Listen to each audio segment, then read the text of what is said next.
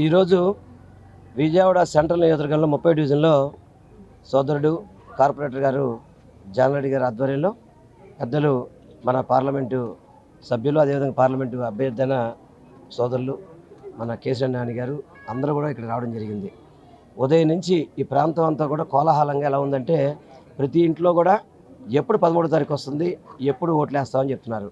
అదేవిధంగా కేసీఆర్ నాని గారిని అయితే చాలామంది తప్పకుండా మీరు రావాలి, మాకు ఇక్కడ రైల్వే ఇష్యూస్ ఉన్నాయి, మీరు అందరూ కూడా సహకరించి చేయాలని చెప్పడం కానివ్వండి, విజయవాడ నగర అభివృద్ధి మీద మీకున్న చిత్తశుద్ధి మీరు అందరూ కూడా వస్తేనే మళ్ళీ మా విజయవాడ నగరం అభివృద్ధి చెందుద్దని చెప్పని ఇక్కడున్న ప్రాంత ప్రజలందరూ కూడా నాని గారిని ప్రతి ఒక్కళ్ళు కూడా పేరు పేరుతో చెప్తున్నారు.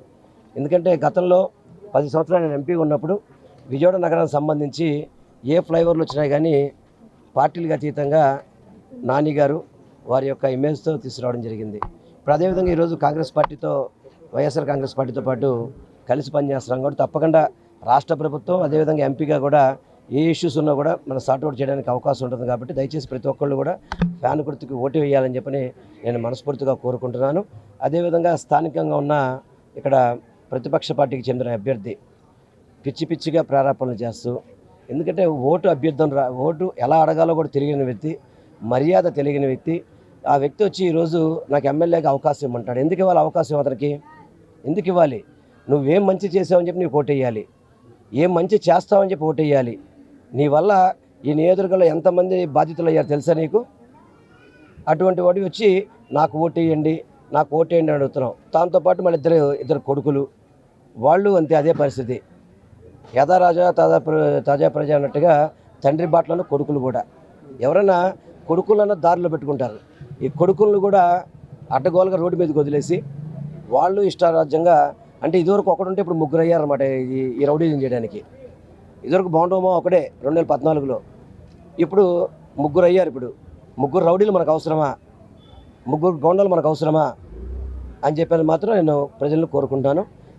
ఏదేమైనా కానీ ఈరోజు ఈ కార్యక్రమంలో భాగస్వామి అందరికీ కూడా నమస్కారం తెలియపరచుకుంటూ ప్రతి ఒక్కరు కూడా ఫ్యాన్ గుర్తు ఓటేయాలని మాత్రం నేను మనస్ఫూర్తిగా కోరుకుంటున్నాను. ఇక్కడ విజయవాడ సెంటర్లో 30వ డివిజను కార్పొరేటర్ జానారెడ్డి గారు, అట్లాగే మా నాయకులు కార్యకర్తల ఆధ్వర్యంలో ప్రచార కార్యక్రమం నేను వెల్లంపల్లి గారు పాల్గొన్నాం.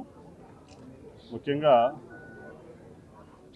ఇక్కడ ఈరోజు ఏదైతే సెంట్రల్ నియోజకవర్గంలో బోండా మా కుమారుడు మా కార్యకర్తల దగ్గర నుంచి కాంప్లైంట్లు 62వ డివిజన్లో వాళ్ళని దౌర్జన్యం చేయటం అనేదాన్ని, అట్లాగే వాళ్ళని మ్యాన్ హ్యాండిల్ చేయటం అనేదాన్ని నేను తీవ్రంగా ఖండిస్తున్నాను. మొదటి నుంచి కూడా వాళ్ళ నైజం అంతే. తండ్రి బాటలోనే ఇద్దరు కొడుకులు కూడా రౌడీయిజం, గుండాయిజం, ల్యాండ్ గ్రాబింగు, అలాగే ఒక రకంగా మహిళల్ని ఇబ్బంది పెట్టేటువంటి పరిస్థితులు అనేక రకాలుగా, అట్లాగే బీసెంట్ రోడ్లో హఫ్తాలు వసూలు చేయటం, పార్టీ రాజ్యసభ సభ్యుడి దగ్గర ఇల్లు కట్టుకుంటానంటే ఆ రోజుల్లో అతను ఎమ్మెల్యేగా ఉన్నప్పుడు 3 లక్షల రూపాయలు లంచం తీసుకోవటం, ఇవన్నీ కూడా చూస్తే ఇటువంటి వ్యక్తులు ప్రజాసేవకు పనికొచ్చే వ్యక్తులు కాదు. వాళ్ళని ప్రజలు తరిమి రోజులు రేపు 13వ తారీఖున జరుగుతుంది.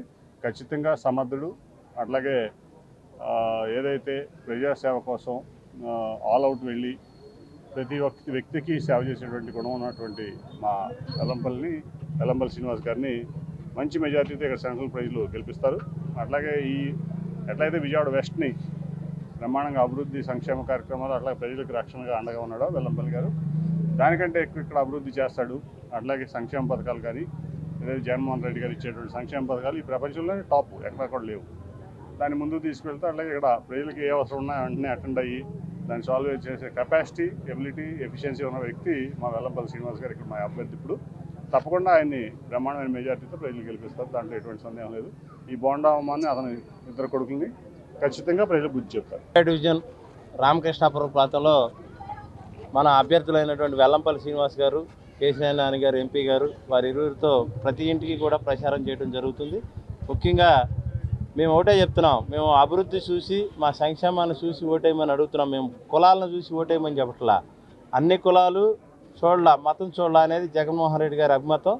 ముఖ్యంగా మన ప్రత్యర్థి అభ్యర్థి అయినటువంటి బోండా ఉమామహేశ్వరరావు కేవలం కులాన్ని నమ్ముకొని లేదా కుల మీటింగ్లు పెట్టుకోవడంలోనే ప్రాధాన్యత ఉంది, కానీ ఎక్కడా కూడా ప్రజల సంక్షేమం గురించి కానీ వాళ్ళు ఏదో చెప్తున్నారు, వాళ్ళు చెప్పినటువంటి ఫంక్షన్లోనే మేనిఫెస్టోలో చూపించలేనటువంటి పార్టీ తెలుగుదేశం పార్టీ.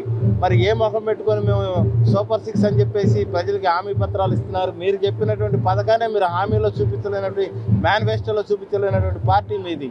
ఏదేమైనా సరే ఈ సెంట్రల్ నియోజకవర్గంలో 30 డివిజన్లో వైఎస్ఆర్ కాంగ్రెస్ పార్టీ విజయకేతనం ఎగరేస్తుందని చెప్పి తెలియజేస్తున్నాం. మరిన్ని వీడియోస్ కోసం ఛానల్ ని సబ్స్క్రైబ్ చేయండి, లేటెస్ట్ అప్డేట్స్ కోసం వాట్సాప్ ఛానల్ ని ఫాలో చేయండి అండ్ లింక్ డిస్క్రిప్షన్ లో ఉంది.